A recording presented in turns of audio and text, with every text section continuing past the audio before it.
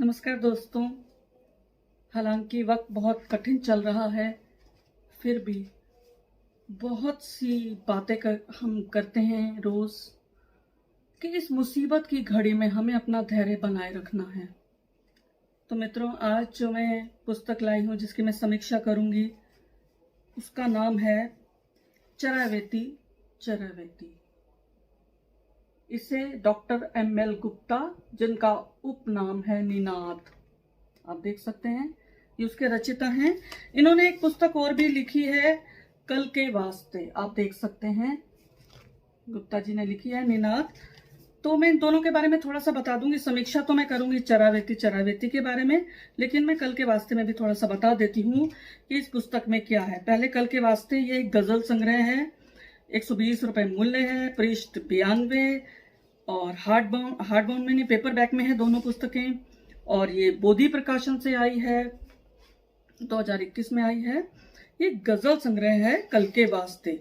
मैं इसकी आपको मैं थोड़ा सा बस ये बता देती हूँ कि ये जो पुस्तक है इन्होंने समर्पित की है गुड्डी को, और इसमें 82 गजलें हैं। और तो बस मैं पहली जो गजल है मैं उसको थोड़ा सा आपको पढ़कर सुना देती हूँ, आपको मालूम हो जाएगा कि इसमें किस तरह की गजलें लिखी हैं इन्होंने। कल के वास्ते ही शीर्षक गजल जो है वही सुनाती हूँ कि ये ढल रहा है आफताब कल के वास्ते, कुर्बान आज हो रहा है कल के वास्ते। मत सोच कि ये वक्त यूं ही हुआ बर्बाद, मत सोच कि ये वक्त यूं ही हुआ बर्बाद, वो छोड़ गया है मिसाल कल के वास्ते, कल के वास्ते। जो भी यहाँ ठहरा हुआ हर एक मुसाफिर, मानो तो तजुर्बा है ये कल के वास्ते, मानो तो तजुर्बा है ये कल के वास्ते। आते नहीं है पंछी अब घर की मुंडेर पर, सच है कि आते नहीं है पंछी अब घर की मुंडेर पर, समझो तो इशारा है, समझो तो इशारा है ये कल के वास्ते, ये कल के वास्ते।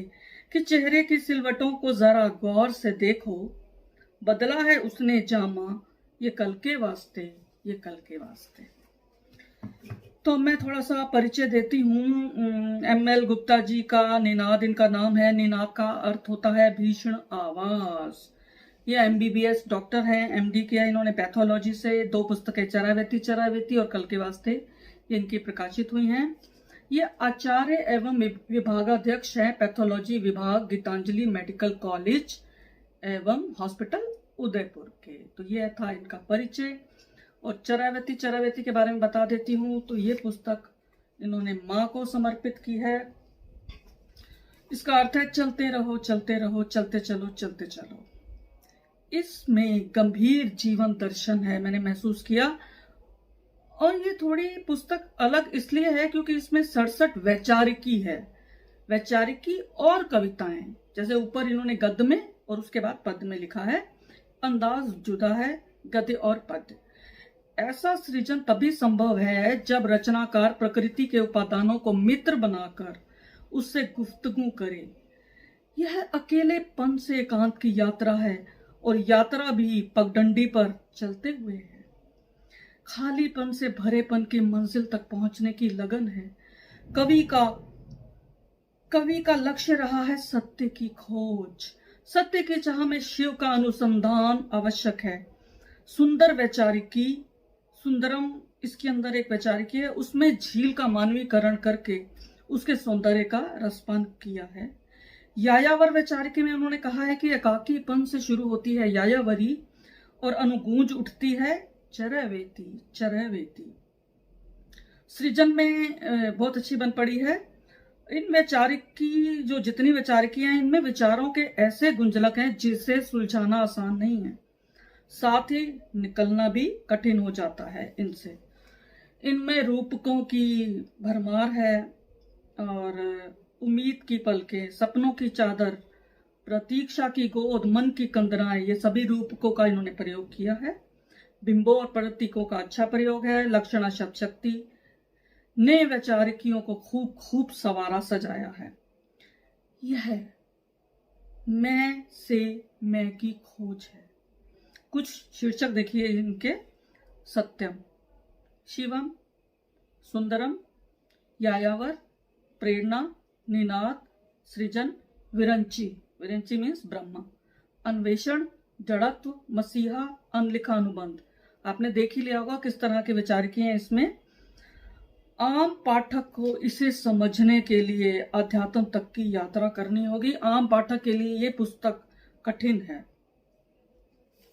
तो अब मैं आपको थोड़ा सा वैचारिक बता, आप समझ जाएंगे कि इसमें वैचारिक की जो श्रृंखला है किस तरह की, इन्होंने माँ को समर्पित किया है ये पुस्तक। मैं अब पढ़ देती हूँ, आप समझ जाएंगे। देखिए, प्रथम है सत्यम।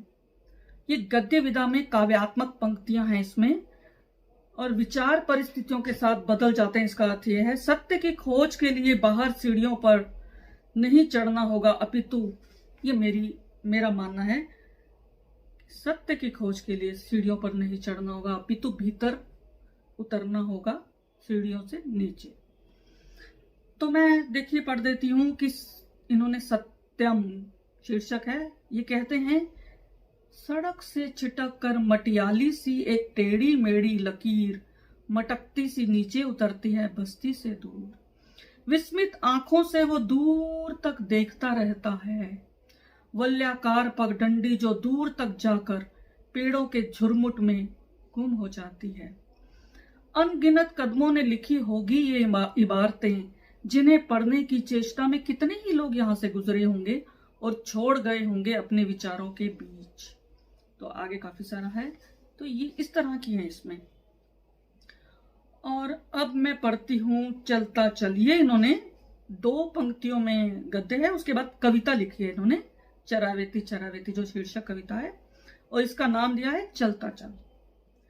बस्ती वालों की मृत प्राय प्रतिक्रिया से उसका मोह भंग हो जाता है, तो मन में कई विकल्प उभरने लगते हैं। आगे कविता शुरू होती है, जीवन एक यात्रा है, बिना किसी तैयारी के बस शुरू हो जाती है। सफर में चलते चलते ही किसी दिन होश आता है, तो पाते हैं कि हम सफर में हैं, किसी अनजान मंजिल की ओर। चारों ओर कई अन्य लोगों को भी पाते हैं, हमारी ही तरह बस भागते हुए, न जाने किस मंजिल की ओर। कुछ डरे सहमे से, कुछ बेहद उत्साहित, कुछ अनमने से चल रहे हैं, तो कुछ बेहद खफा हैं कि वो क्यों सफर कर रहे हैं। और हम भी एक दिशा में चल पड़ते हैं। कुछ समय बाद सोचते हैं, हम कहाँ, किधर, क्यों जा रहे हैं। फिर खो जाते हैं मंजिल की तलाश में, गुम हो जाते हैं राह की खोज में, ढूंढने लगते हैं कोई हमसफर जो साथ दे। मगर पाते हैं कि सबकी है अपनी मंजिल, सबकी है अपनी राह। कुछ भीड़ में है शामिल, कुछ की अलग सी चाह है, कुछ सदाशय लगते हैं, कुछ की बुरी निगाह है। तय कर पाना मुश्किल जान पड़ता है, निगाह उठती है आसमान की ओर, नजर झुकती है धरा की ओर। निगाह उठती है आसमान की ओर, नजर झुकती है धरा की ओर।